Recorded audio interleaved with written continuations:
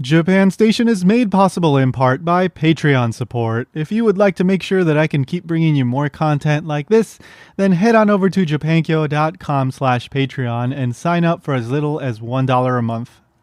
Ladies and gentlemen, welcome to Japan Station.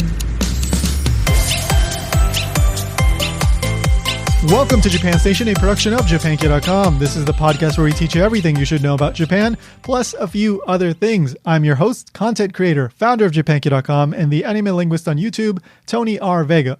Today I've got a bit of a bonus episode for you because normally I only release one interview episode a month, and hey, here is a second interview episode. So there is this big problem in Japan. Basically, all of Japan, aside from the biggest cities, are facing this. Yes, there is the aging population problem and, of course, less children being born. But on top of that, much of Japan is facing depopulation because, well, the younger people are leaving these areas and people aren't moving to these areas, right? So this is apart from the fact that the population is aging. And so many of these towns and villages and even smaller cities across Japan are trying to find ways to attract people to their area, including tourists. And, well, it's not easy. It is really, really hard. And I think that probably the majority of attempts don't go so well. But my guest today has managed to come up with a way to revitalize a rural area of Japan through charcoal, and it's going quite well. So my guest today is Ami Eldridge. She runs Sumizumi LLC. So Sumizumi is a company located in Niodogawa town in Kochi Prefecture on Shikoku. So this is a pretty rural area of Japan. The specific town that she's in, Niodogawa, it only has about 4,000 something people, and there's a lot of older people there. You're going to get to learn more about all of this in the conversation, but this is one of these classic areas that is going through this problem. How do they attract people to their town? How do they bring in money? How do they get tourists to spend money there? Well, Ami Eldridge is doing this. You're going to get to learn about how she's using charcoal to accomplish this goal. And if you want to go check out this area of Shikoku, of rural Japan, you can actually go there now. She is running 2 Airbnbs. This is part of her overall plan to revitalize this community. And it's really, really interesting to see this because it's working. I mean, granted, I'm not saying that this is something that every single town in Japan can do, but she is doing it, and it's just really, really wonderful to see. And she actually invited me to go to Niodogawa and check out what she's doing and check out the Airbnb. I really, really want to go. So hopefully in the not too distant future, I can go check it out. This is an area of Japan that I have not been to. And on top of that, well, I really want to see what she's been doing and see this Airbnb and check out the charcoal and all that stuff that she's working on. So I really want to go. I really want to go. So hopefully I can find some time in the near future to go to Kochi. And of course, if you want to go to Kochi, you can do that too. You can check out the Airbnb on Airbnb. The link will be in the show notes, but you can also see what she's doing over on Instagram, sumizumi.llc. That is the account name, and there's a link there to the Airbnb as well. So if you want to check out a very much off the beaten path area of Japan that is not that hard to get to, apparently, well, this is a pretty good option. And I've seen the photos and videos of the Airbnb. Looks pretty nice. So if you're interested, check it out. Links are in the show notes. And of course, don't forget to subscribe, like, comment, whatever it is. I don't know, whatever platform you're listening on, do something to help. All right, guys. So here is my conversation with Ami Eldridge of Sumizumi LLC. I think there might be some people that might even be interested in going to check out what you're doing. So I run a rural revitalization company in Kochi Prefecture, which is in Shikoku, an island in Japan. I started living in Kochi because my ancestors are from here. I'm half Japanese, half American, and I wanted to be closer to my roots. And when I started living here 4 years ago, I noticed a lot of materials being unutilized. Um, Akia, houses, for example, people, um, the nature. So, based on what I saw in the first few years of living in Kochi, I I started a company this year, April this year, and we're working on making charcoal, running Airbnbs, doing house renovations, and helping people from, let's say, Osaka and Tokyo, the populated regions, migrate to rural Japan.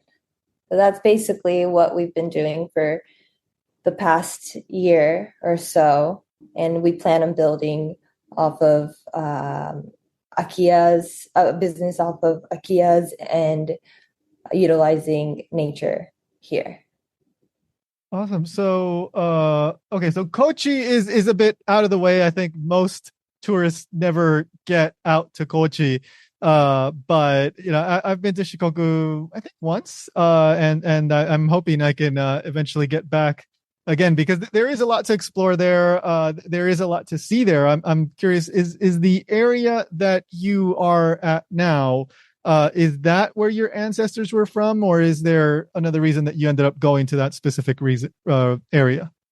I live in Niodogawa town. We have a very beautiful river called the Niodo River. My ancestors are from this town. Okay. So that's why I chose this town. Gotcha. Okay. And then, so where did the specific idea for working with charcoal come from? I worked with the town office Mhm. for 2.5 years. I was a part of the Chiki Okoshi Kyoryoku program. I don't know if you're aware of that, but it helps people. It's a program that helps people move to the countryside. So I was able to go to different parts of the town, talk to people through the program and through working with the town office. And I realized that the town doesn't have a lot of money. Um, and I also noticed that they have a problem with capacity.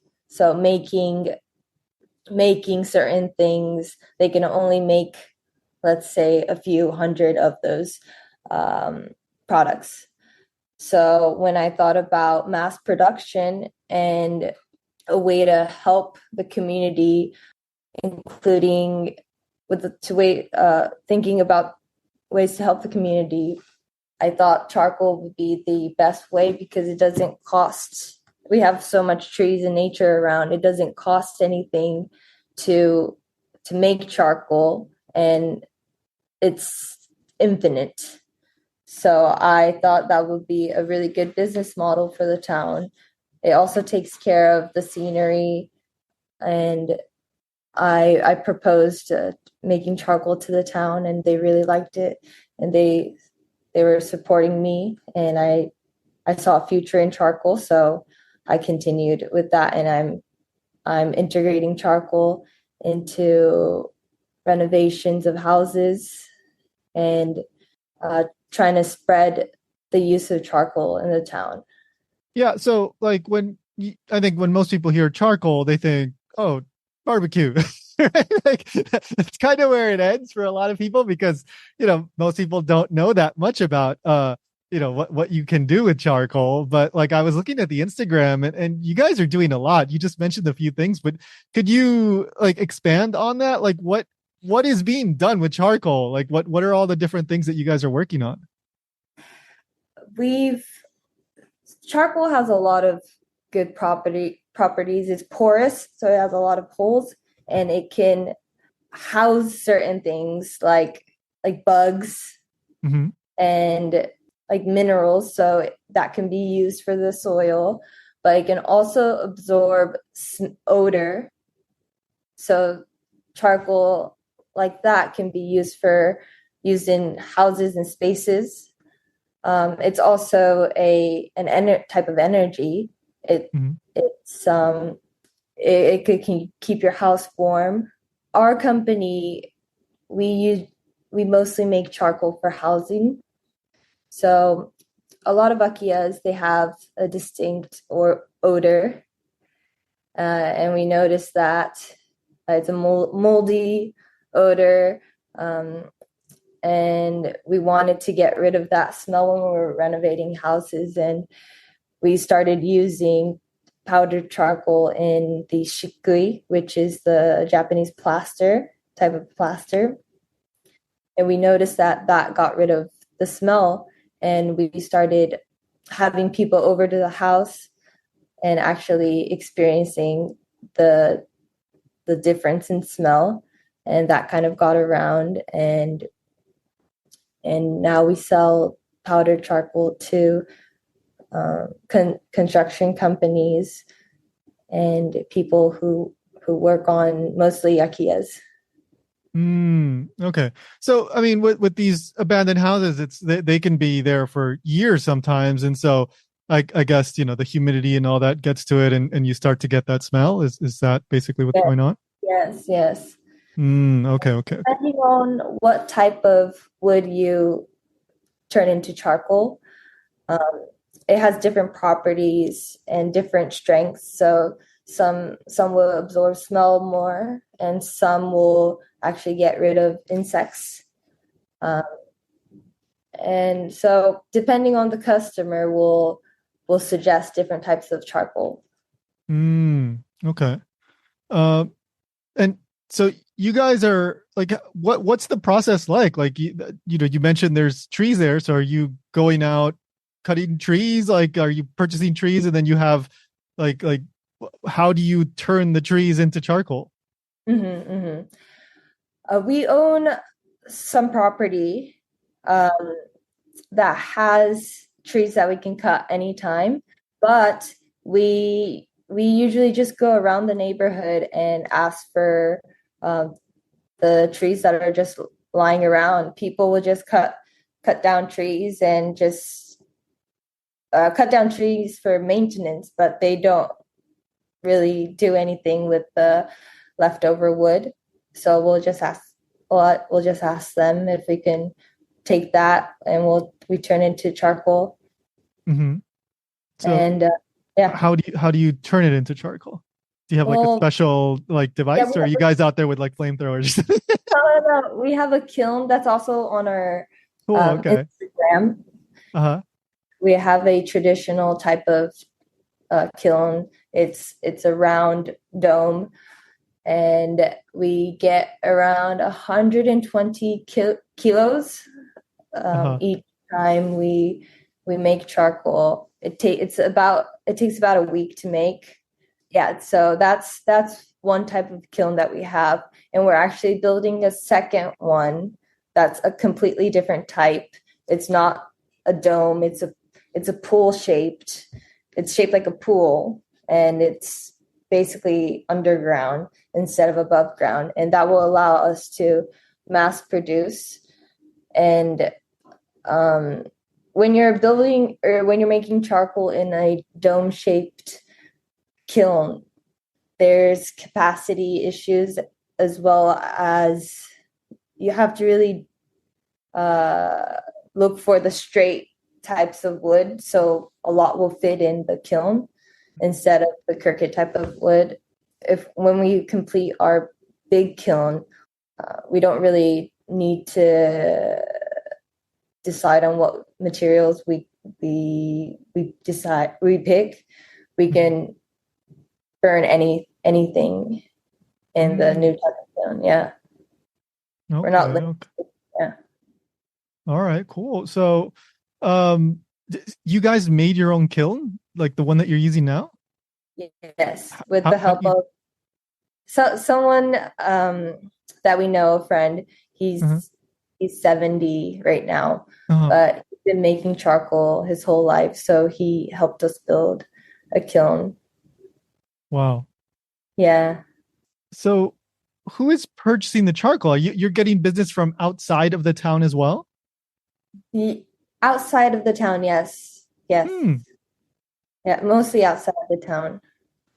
So this is perfect. Like you're bringing in money into the town. You're using, you know, trash basically. Like these people don't want these Yes. trees, and Yes. and and you're employ people. Like this is amazing. Yeah. So our company, we really want to utilize the unused parts of Japan. And I think the charcoal business is a win-win for everyone. It cleans the environment, people get paid. Uh-huh. Uh, the charcoal is good for the environment. It's a natural material. Yeah, it's making money out of nothing basically. Yeah, yeah. And in this region that, well, I guess I, they were definitely looking for some kind of industry, something new, and you came in and it seems to be working. So that's amazing. Like, is Yeah. there anything else that that Nyodogawa, that area is known for? Did they have like much in terms of tourism or what? I've never been there, so I'm curious. The river is what's well known in this town. And we do get a lot of tourists, but we don't have any places to stay really. So Mm-hmm. that's why we started making Airbnbs. We have one Airbnb up and running. We have another one that's not on Airbnb that's going through the process of getting it registered. But yeah, we started making Airbnbs and places to stay because we noticed that people just come to Nyodogawa for the day and they just basically leave after a couple hours in the town. And there's no places to spend their money or Yeah. help local businesses. Mm-hmm, mm-hmm. Yeah, that's something that I've noticed in many other parts of Japan. I've literally walked from Tokyo to Kagoshima. I've been to some pretty rural areas, and there are some areas that you see along the way where it's like, okay, there's a nice view here, for example, of the ocean or something, but I probably wouldn't come out here just for this. And there's no hotels nearby. It's just really inconvenient to get out here. But if you have a nice Airbnb and you guys are, doing the whole using implementing charcoal into the renovation and everything, these are nice, in a sense, themed places. Like it gives people a reason to come out for more than just a couple hours. They stick around and they're more likely to spend money, maybe go to the little izakaya or something that's around there. And everybody wins because these places need, we hear about over tourism, right? But there's no over tourism in these places. Yes, exactly, exactly. So we're in the process of building up the town again. Yeah. I was able to get 9 people to move here. Wow. So I got 12 people. Sorry, nine. So I got 13 people to move here. Uh-huh. However, I only got 9 people to stay, and among the 9 people, most of them want to do something independently for the town. So one person is building a park right now, a Wow. skateboard park. Wow. Another guy, he made a curry shop Mm-hmm. last year. They celebrated their 1 year anniversary in August. One person is working on building tea is famous here, and he is in the process of making a tea cafe, Mm-hmm. promoting the tea, promoting different teas from parts of the town. Mm-hmm. Yeah, so we're trying to build this town up so more tourists can come and enjoy their time here and know Yeah. more about rural Japan and the culture and I guess like true Japan Yeah. and the true beauty in Japan. Yeah, yeah, yeah. Well, absolutely. That's the thing, right? Like if now you have a little tea shop that showcases, the local tea. That's a reason for people to come around and not just oh, look at the river. Okay, we got to get out of here because the trains are going to stop running or something like that, right? Like it's just little reasons that make it more attractive to come and more enticing to stay a night, because now you have a couple more places that people can go actually eat, if they decide to stay at the Airbnb or something like that. So that's wonderful. That's great to see. Like how do you reach these people? Like, are you going out? Are you putting out ads? Like where are these individuals from? It's kind of just through just people coming to this town, Mm-hmm. like my friends coming to this town and them really enjoying the experience here and them promoting the town basically for me and Wow. word of mouth basically. Huh. That's amazing. They're Um, all friends of a friend, the people that moved here. gotcha. Okay. I mean, but still, that's 9 people. That is incredible. And, each of these people are going to have their own network. So, you never know, right? Like, some of them I'm sure are posting stuff on social media and all that. And little by little, people hear about this because like that's the ultimate thing. It's like the chicken or egg thing, right? It's like, how do you get people to come out here? You got to have stuff. But how do you get stuff? You get people to come out here. It's like, well, you've got the charcoal thing, you're developing this, and then you're bringing in some people, and it's hopefully, it'll keep going from there.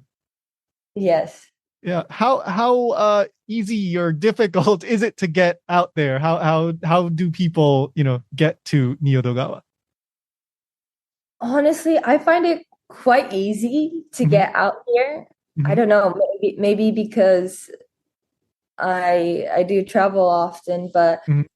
Kochi Airport Mm-hmm. is an hour away by car Yeah. from Niyodogawa. So whenever I go to Osaka, I just use Kochi Airport and fly Mm. into Osaka or fly into Tokyo. So there's always flights to Kochi, Mm-hmm. and you can rent a car Mm-hmm. from Kochi. And I think that that's the best way to travel in Shikoku. Yeah. There aren't that many trains and buses in rural Japan that you can rely on. So I definitely recommend renting a car when you Mm-hmm. come to Mm-hmm. Shikoku. Right. Right. Right.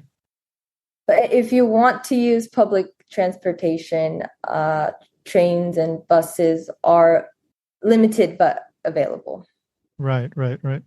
Also, yeah, it was just this week. We're in like mid-December, basically. A new overnight bus just started running from Tokyo to I'm pretty sure it was Kochi. It was it's the first lie flat bus, so you can actually just lie completely flat like a bed, and it runs from Tokyo to Kochi. So if you want Oh, to, yeah, I think it's like 16,000 yen roughly, which is not bad at all if you consider that you're saving one night of hotel, right? Expense. So if you want to go from Tokyo to Kochi, that's another option. wow. I've never heard of that. Yeah, I've heard just people take started literally this bus. week, like the first time. Yeah, Wow. yeah. I've heard So, people taking buses, like uh-huh, a 13-hour bus ride uh-huh. from Tokyo to here, but not on the luxury like reclining buses. Yeah, That's exciting. yeah, yeah. Like I want to just go to Kochi just to experience the bus, and I'll finally get to be in Kochi. Because I haven't got to Kochi. I've been to where was it? Like Ehime and Kagawa, but I haven't been to Kochi, so, or Please, Tokuyama. please Yeah, come and please stay at my Airbnb. I will host you. I would love to do that. I would again. I was looking at the Instagram. It looks wonderful, and it's like it's really nice to go out to these areas that are not so populated, and that's often where you get some of the most interesting and rewarding interactions with people. People tend to be so nice and so helpful, and sometimes you just go to like a little local restaurant, whatever, and they start talking to you, and people are just happy to see you and to have you, visit their town and all that. So I'm sure that happens all the time over there, but yeah, I'd love to go check it out. I feel so welcomed here. Everyone's Hmm. really nice. I learned Yeah. everyone's so wise. I learned so much from my neighbors and people living in this town. I don't. Last time I checked, we were the eighth oldest town in Japan. Really? Wow. Yeah, it could have dropped down or gone up, but we're really old Uh-huh. in terms of the average age. Uh-huh. But spirit wise, everyone's really, really, really young, Uh-huh. I think. And our population is 4,300 people. Okay. Whew. Yes. So I'm working really hard to keep this town alive. Yeah. We really need young people, innovators to come into this town and keep the tradition and nature alive. Yeah, yeah, yeah, yeah. And that's the thing. Like all across Japan, there's plenty of people that are trying to bring attention to their town and bring, new residents and tourists, but it does take more than just willpower, right? It takes some kind of creative approach, something that will get attention, something that will bring in money, right? Like the very practical side of things. And it seems like you're harnessing both the practical side. You found a product that you can sell and bring in money, but you're also, looking at like the Airbnb side. That's something people really like. If they're going to go to Japan, they want to have a memorable experience. They want to go stay in a place that has a bit of a story, that has some local connection that, they can talk about, they can tell their friends, and they can take pictures of. Seems like you're doing with the Airbnb. So it seems like you're dipping into both sides of that maybe somebody in their 80s might not be able to. Yes, definitely. Yeah, my purpose is to help Japan Mhm. and like making charcoal and doing the Airbnb is the vision I have right now. Mhm, mhm. And I'm just hoping I can grow my business and help as many people as possible and Yeah, spread the beauty of Japan. awesome. Have like other towns, other people reached out to you asking about what you're doing in order to uh gain inspiration or build their own model kind of, based on what you're doing? Yes. Mm-hmm. They're really interested in, most people are interested in the Airbnb Mm-hmm. model. Yeah. Um, my my partner, my business partner, Mm-hmm. he used to run an Airbnb in the town next to Nyodogawa, Mm-hmm. and he had two really successful Airbnbs, Mm-hmm. and we got we got the Airbnb down for this town as well, with the help of my partner, Mm-hmm. and people were really interested in the model and our renovation process and design process. Mm-hmm. Mm-hmm. So yes, some people have come to learn about rural guest houses. Oh, that's awesome. That's awesome. So currently you have another Airbnb. It's not available yet, but it will be soon. You're still working on the renovations? Yes. No, we're done with the renovations. Oh, We're okay. registering right now. Okay. It's not up on Airbnb, Mm-hmm. the website, Gotcha. but Okay. people can stay. Oh, okay. Okay, cool. So how do people go about learning more about what you do, or if they're interested in visiting Nyodogawa and maybe checking out the Airbnb, then what should they do? Where should they go? Our Instagram, sumizumi.llc. Mm-hmm. You can contact us directly through Instagram. And if you want to book their Airbnb, we have a link on our Instagram, so you can just use that link to book us. Awesome. And here's another question. So if anybody's interested in visiting Nyodogawa, is there a particular time of the year that you recommend, or is it every season has its own merit kind of thing? I would avoid winter if you're not used to driving in the winter. Oh, yeah, yeah. Yes. Uh, but I love the summer here, and it's it's not too hot in the summer because of all the trees and the river. And the springtime is also beautiful with all the cherry blossoms. Mm. I think spring and summer I recommend the most. The autumn season, I think the northern parts of Japan will be more beautiful because we have a lot of cedar in Kochi, and it stays the same color throughout. Mm-hmm. So if you want to experience the leaves changing colors and the autumn feel of Japan, Mm-hmm. I think people should visit the north instead of Kochi. But spring and summertime will be beautiful Right. and Okay. the best part of Japan. Awesome. Awesome. And what about like in terms of food? Is that area known for any particular things? Anything you can entice people with? I don't know if it's enticing, but we have mountain vegetables. Hey, that's good. Fresh. Yeah. Yeah, we have wild boar meat. Right. We also have ayu, which is a river fish that's really famous. And we have this traditional snack with red bean paste and a mixture of mugwort, Mm-hmm. yomogi, and Mm. a flour mixture. It's called irimochi. Mm. So a sweet treat like that. Yeah, we have a lot of things. Awesome. Awesome. Okay. And of course there's the curry shop and the tea shop. Curry shop's open. Tea shop is probably going to open next June. Okay. Yeah, yeah. So, but yeah, we have the curry shop and other small shops in Right, right. town. Great.